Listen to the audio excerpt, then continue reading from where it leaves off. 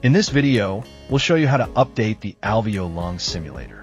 First, download the latest alveo update file. To download the update file, go to imtanalytics.com.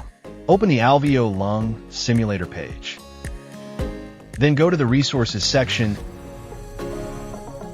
Download the latest update file for alveo. Save the file to the USB-C flash drive. Locate the USB port on the back of the device. Insert the USB-C drive with the update file into the USB port on alveo. Press the power button to switch on alveo. The USB drive is connected and alveo is powered on. The system is now ready to update. During the update, the blue LED animation will move across the lung display.